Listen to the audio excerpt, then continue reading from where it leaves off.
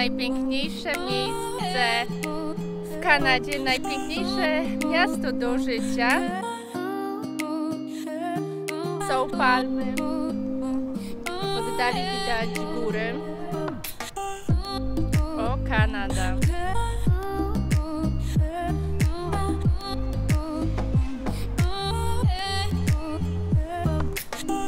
Tutaj mamy English Bay, plażę,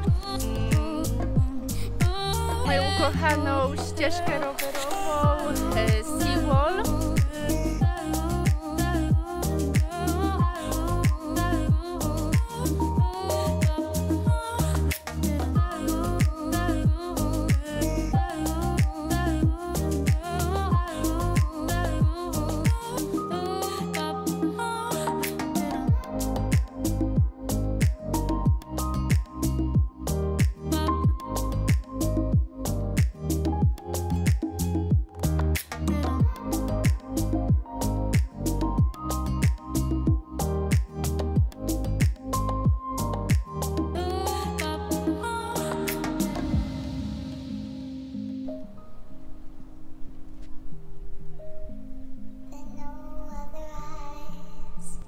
Ostatni już punkt na dzisiaj to podróżowanie, kto może przyjechać do Kanady. Więc jeśli chodzi o podróżowanie, to Kanadyjczycy, obywatele Kanady są proszeni o to, aby jeżeli te podróże nie są niezbędne, to należy je anulować lub przełożyć na przyszły termin. I to samo tyczy się turystów spoza Kanady. Więc tutaj rekomendacja jest, aby te podróże albo anulować, albo przenieść na tak naprawdę nieznany termin jeszcze na przyszłość. Jeśli chodzi jednak o lotniska, kto może w chwili obecnej przylecieć do Kanady?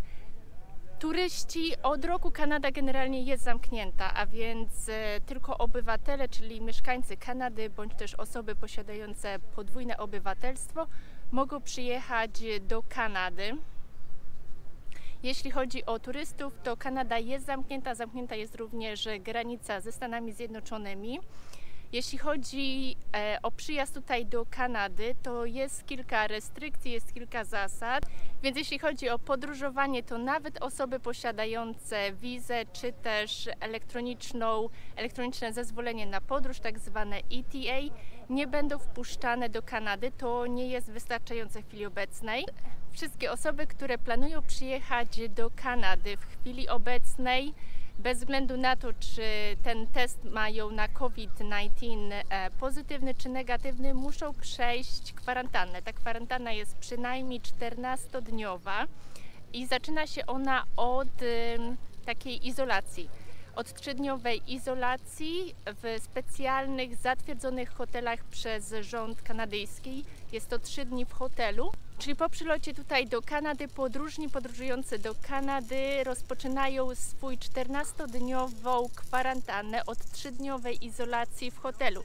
Są to hotele, które są zatwierdzone przez rząd kanadyjski.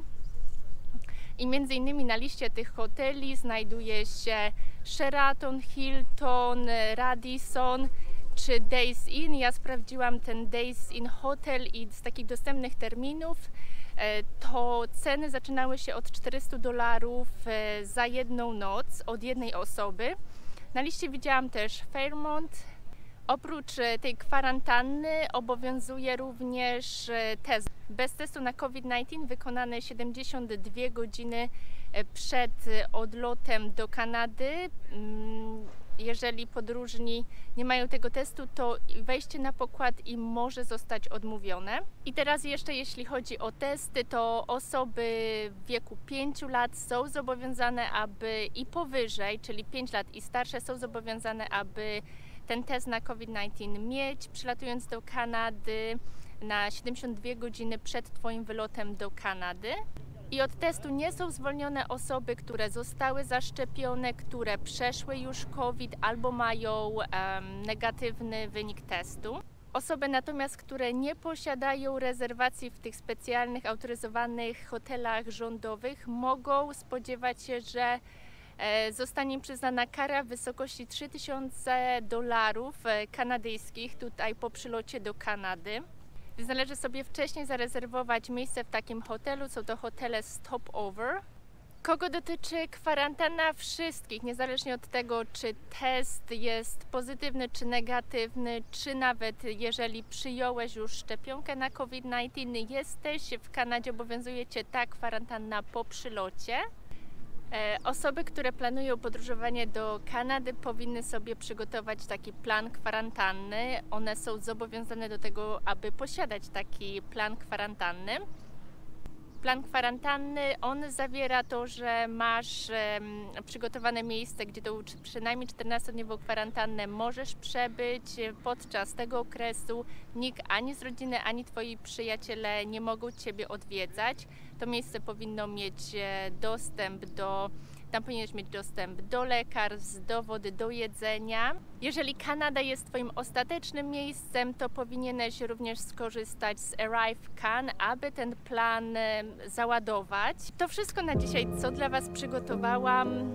Jestem w uroczym miejscu, zaraz przy English Bay, przy Seawallu, więc porównałabym to trochę do Błoni w Krakowie. Jest tutaj więcej ludzi. Jest piękna pogoda, wyjątkowo piękna pogoda w Vancouver. Jest naprawdę bardzo mało deszczu, także cieszymy się piękną pogodą. Ja Wam dziękuję za to, że byliście ze mną, że oglądaliście to wideo do samego końca. Jak zawsze proszę Was o lajki. Będzie mi bardzo miło, jeśli włączycie subskrypcję. Proszę podzielcie się w komentarzu, jeżeli ktoś z Was podróżował do Kanady, przelatywał do Kanady, jakie miał doświadczenia. Będzie to bardzo cenne dla widzów kanału, dla mnie. Także proszę podzielcie się tymi swoimi doświadczeniami. Ja Wam życzę pięknego tygodnia i do zobaczenia. Cześć!